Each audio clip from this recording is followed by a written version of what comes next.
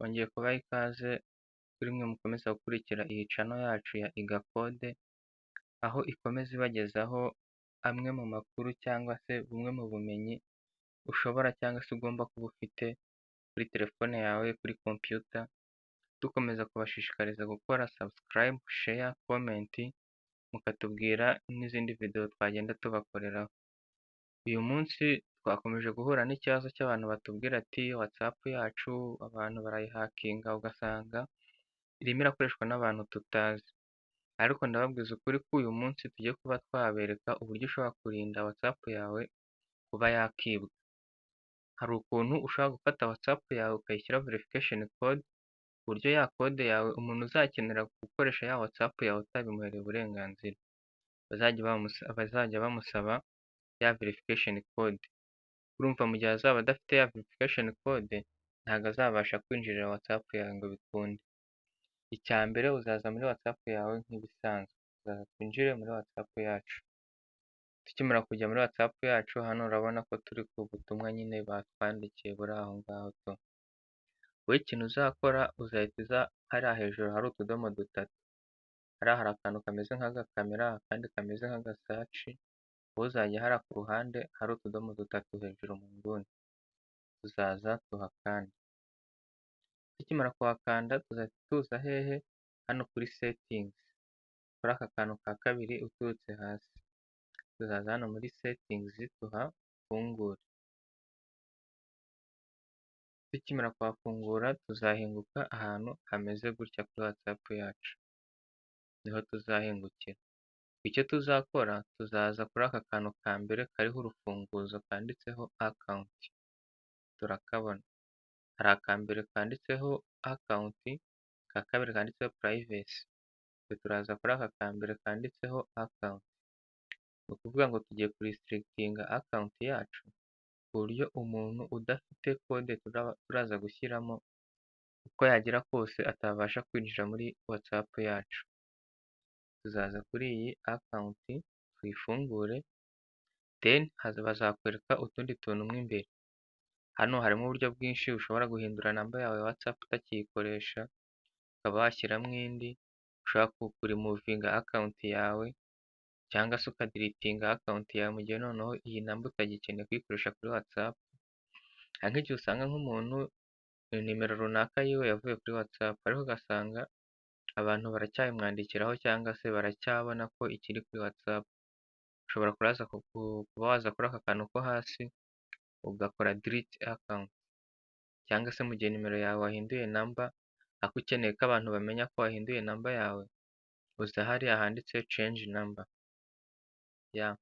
Ariko twebwe icyo turi gushaka uyu munsi, turi gushaka uburyo twaristrikitinga account yacu, kuko mpura n'abantu benshi bagize icyo kibazo cy'uko account zabo zibwe, ugasanga ziri gukoreshwa n'abandi bantu runaka, bakaba bagira nk'ibyo bayikoreraho ugasanga ni wowe ubizize kuko WhatsApp yawe ni wowe ibaruyeho.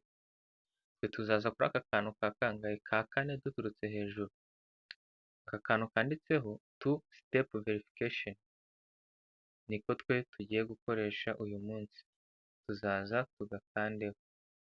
Tukimara kugakandaho, hano hasi bazakubwira ngo turn on, tugiye gutaninga on iyi two step verification. Turaza tugire tugakande kuri iyi turn on. Hano bazahita bakuzanira aho uzashyiramo iki pin yawe. Hano hejuru barakubwira ati ngo create a 6-digit pin that you can remember. Ukuvuga ngo hano uzakoresha imibare uzabasha nibura kwibuka.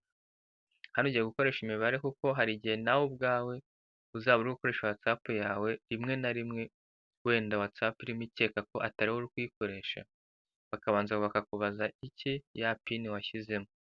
Byaba byiza rero ushyizemo pin uzibuka, kuko nawe hari igihe bazajya bayikubaza. Tuzaza dushyiremo pin wenda runaka dushaka, reka njye nishyiriremo 1 2 3 4 5 6, twongere tuyisubizemo 1 2 3 4 5 6, then tugire tuyisavinge. Icyo ugomba kwibuka hano, ugomba gushyiramo password wibuka, kandi password igizwe n'imibare 6 nk'uko babitubwiye inyuma. Then ukimara kuyikomfaminga hano tuzakora iki? Save. tukimara gukora save urabona ko password yacu yamaze kugeramo. Ni ukuvuga ngo umuntu ushobora kuba yahakinga WhatsApp yacu bizamusabira kode twashyizemo. Iriya kode twashyizemo bazayimubaza, mu gihe atazaba ayizi ntabwo bizakunda kuba yakinjirira WhatsApp yacu wenda ayikoreshe mu gihe tutabizi. Wenda wamaze kuyishyiramo cyangwa se ushaka kuba wahindura ya password yawe washyizemo, ushobora kuza kuri aka kantu ka kabiri ko hasi kanditse change pin, uraza ugakandeho, hano bavuga ati create 6 pin that you can remember. Uzaza ushyiremo pin runaka yindi ushaka, wenda reka nyihindure nshyiremo indi. Ati ni 1 2 3 6 5 4 wenda. Wongere ngire ute nyisubizemo 1 2 3 6 5 4. Then wongere ute uyisavinge. None ukuvuga ngo ya password yacu twashyizemo mbere turayihinduye. Rero ushobora kuba waza ukayihindura ukayigira uko ushaka bitewe nyine tu. Ndababwira ko ubu buryo nubukoresha ukabona buragufashije, ntabwo WhatsApp yawe uzigera yibwa n'umunsi wa rimwe.